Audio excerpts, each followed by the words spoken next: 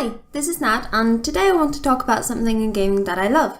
It seems appropriate to cover it, especially with Valentine's tomorrow, for all you lovers to indulge each other with flowers and chocolates and extravagant dinners. I mean, especially with Valentine's tomorrow for people who think, like me, it's one of the most horribly cynical holidays of the year. The Legend of Zelda though, now that's something I love.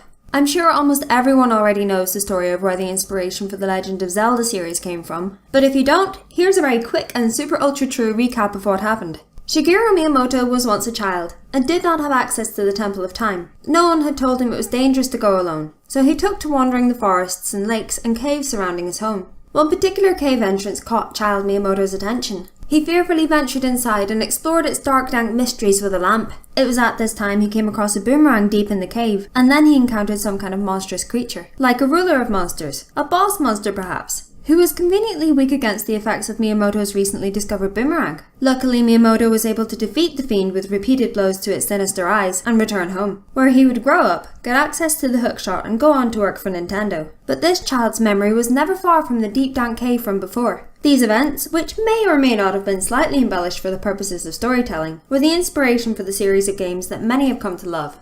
My first encounter with the series was with Ocarina of Time. I'd heard of the games before this, but I'd never given them a go. It blew me away. Starting in a small populated town deep in the woods, then onto a giant talking tree, and then onto Hyrule Field and to the castle. The game felt huge and was filled with interesting people to meet. I'd come to it as a Final Fantasy addict, with vast but lifeless world maps. And here was a gorgeous bright world which suggested a constant underlying darkness. Around every corner there was more and always new. And it inspired a sense of wonder and amazement and a persistence of threat that few games that try to recreate it ever get close. But I didn't think that at the time. I was a kid and had a very different vocabulary, made up mainly of baffled noises from under a wide-eyed gaze. Yet I was hooked. I had heard of the inbound Majora's Mask and knew it had to be mine. I was certain it would be wonderful, and of course it was. When Wind Waker came out, I was excited at how things had changed. I was eager to play this living cartoon Link, who was suddenly on the vast open seas. I enjoyed Twilight Princess, but maybe not just as much. I was a little worried that it felt like the game was trying to be like other action RPGs. It was a game that, while retaining most of the unique Nintendo character the series had, it seemed to be embracing other games' ideas. I had come to expect Nintendo to innovate, not to follow.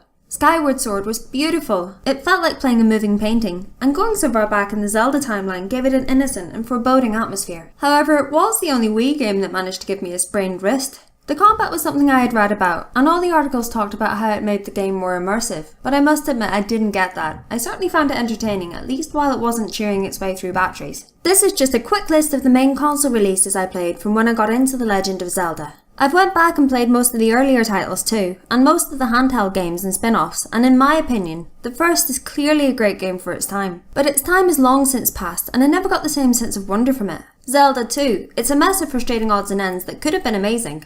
A Link to the Past is utterly awesome, as everyone already knows. Link's Awakening is mad as a bag of spiders, but worth every minute you play. Four Swords is absolutely fantastic and one of the best ways outside of playing a game of Monopoly to very quickly start a blood feud with someone you love. Phantom Hourglass and Spirit Tracks are simply the greatest DS games I played, making use of all the system's features, looking beautiful. And other than that backtracking temple malarkey, it just feels right. But for me, the same way people have their Doctor, I have my Zelda game, and mine is Wind Waker.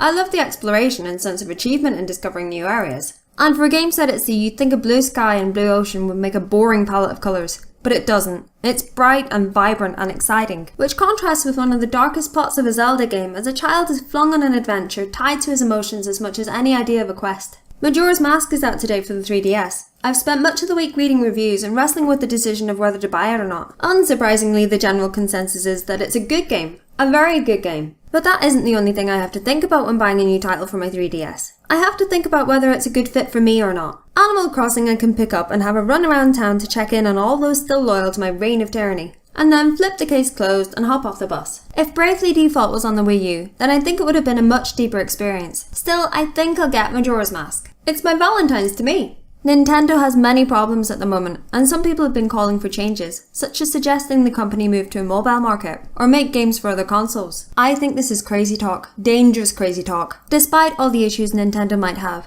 They continue to make very good games, and the variety they bring to the games industry is more vital than ever, as systems and even developers talk of parity. I don't want games homogenized further. It's good for milk, not so much for competition. They may have an underpowered console. They may release the 3DS in more flavours than I thought possible. They may continue to Nintendo themselves. And they may tease us with a scarcity of amiibos. But you don't hear of Nintendo games not working. You don't hear of Nintendo games that just aren't fun. You don't see anybody who can do what Nintendo does as well as they do it. Really, if they could get their shit together regarding this other nonsense, then they'd be a force to be reckoned with again. We are Dinoslippers USB. If you like this video, please think about giving us a like. And if you want to tell us more about the games that you love, or topics that you'd like to hear us discuss, then leave a comment below. And if you really like this video, then click subscribe and check out our other videos.